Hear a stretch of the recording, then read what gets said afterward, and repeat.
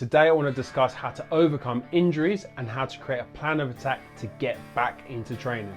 So brief description how I injured myself. I was motorbiking into the city, heavy rain, cars were everywhere, there was a lot of traffic because it's peak time. Cars weren't letting me in, so I had to go around an island. Now going around this island, I misjudged how far I had to turn out and I caught my ankle in between the curb and my engine. And essentially felt like I'd crushed and broken my ankle. When I realized over the 15 minutes making my way into the city and it wasn't broken, thought fine, let's see how the day goes. Got into training, felt pretty good, no inflammation around the foot, so I thought let's get going. Started squatting, was feeling amazing. Got to my second last top set, 200 kilos for a double. Unracked it, went down, first rep, ping, left lower back, done. So I thought, oh, should I do my second rep? Of course I did my second rep. So I did my second rep. Come out of it, all right. I thought, right, okay, I've definitely done my back in here, but I can continue with my session with the bench press and so forth. Now, 6.5 hours later. the ankle is definitely fully inflamed. My back is very sore. So a lot of changes are gonna have to be done to my programming since I've got to compete in 4 weeks' time. So here are the 3 strategies that I'm gonna put in place to ensure I return to sport as quickly as possible. So point number 1 is make sure you give enough time to allow the body to heal and don't try and come back too fast. Now, first things first is you're gonna wanna wait till the swelling has gone down. Now, anyone that's injured yourself knows that swelling is a normal part of the process. It's your body's natural way of giving itself protection to stop you putting too much pressure through the area so you don't injure yourself further. Now, to help reduce the inflammation, I'm going to be wearing compression, as compression helps reduce the inflammation and swelling as it keeps the blood moving in the injured area. Now, as this injury is in my ankle, blood flow has a lot to do as it has to work against gravity since it's at the bottom of the body. So with compression, it can help push out excess fluid and then reduce swelling. Now, how long are you supposed to leave it? That's going to be very individual. But for me, I'm going to base it on how long is it till I can actively touch my foot without any discomfort. There may still be swelling, but this will be fine as long as it's going down.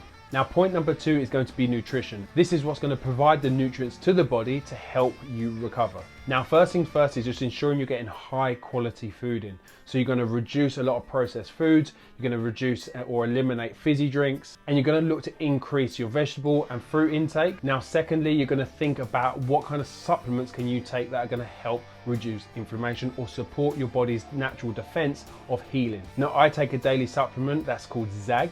ZAG is a liquid gel shot which has a bunch of different vitamins in there, and because it's taken in liquid form, it's readily available for your body to digest and absorb. Now, ZAG will help in the healing process as it will help reduce inflammation, and there are also ingredients in there that are going to help to repair and regenerate connective tissue. Now, quick side note, if you're interested or want to know more about ZAG, I've recorded a full-length episode on the Lunge and Lift podcast where we took a deep dive into ZAG and how it can help improve your life, and in there you can also find yourself a cheeky little discount code for the 2-week trial. Now, as well as ZAG, I'm going to include some turmeric within my supplementation protocol, as turmeric has some anti-inflammatory properties, so I'm going to do anything I can to get back to training as soon as possible. Now, point number 3, probably the most important point, and that's don't just restart training where you left off. Now, I only have 4 weeks till my competition, so the weights that I'm supposed to be hitting are quite essential to making sure I can get my best performance in 4 weeks' time. However, if I just go straight back under the bar, the weight that I lifted last, my body will most likely not be prepared for this and I'll probably get another injury and potentially even worse this time. So you have to create a return to sport plan. You have to have a plan so you know that you can tick each box on the way back to full training. Now, what does this look like?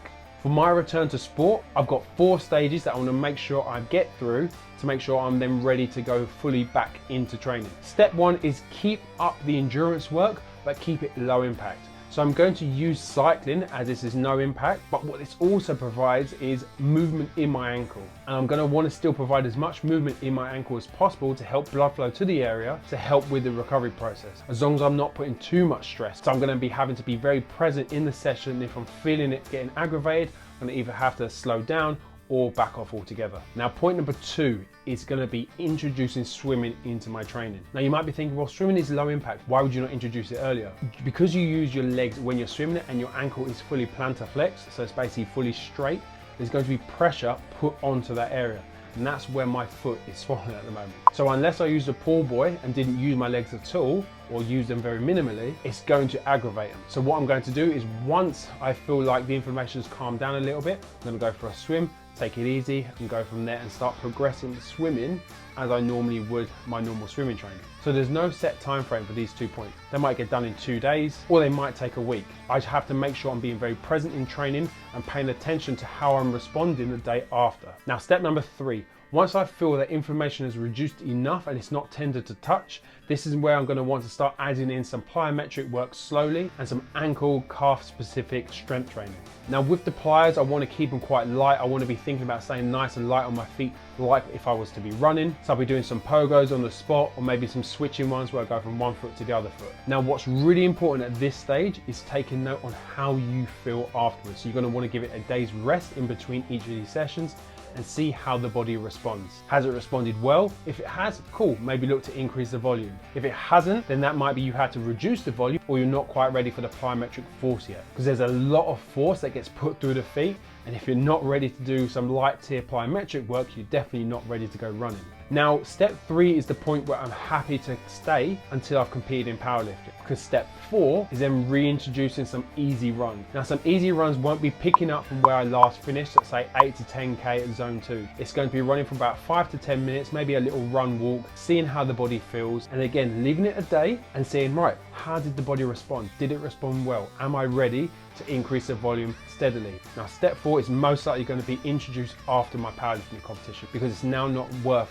the risk of damaging my ankle further and then not being able to compete in 4 weeks' time. So in summary, if you're injured, you want to make sure you've put a plan in place to get you back to sport as fast as possible. But make sure you've spent enough time in each stage, which is going to be very individual, but ensure that you feel ready to move on to the next one. Don't jump from step 1 to step 4 and miss out the key bits in between. You want to be gradually progressing yourself ready to what the sport looks like that you're trying to prepare yourself to get back to. So I hope you guys enjoyed today's video. It would be great if you could comment down below if you had an injury and how you overcome it. We are all individual on our own different journeys, but there's a lot of key principles that carry over in everyone's return to sport protocol. So I do hope you enjoyed today's video. If you did, it'd be great for a little cheeky thumbs up. And if you haven't checked out my latest video, you can see that there. And if you want to subscribe to the channel and show some support, you can subscribe there. Thanks a lot for watching, and I'll see you guys in the next video.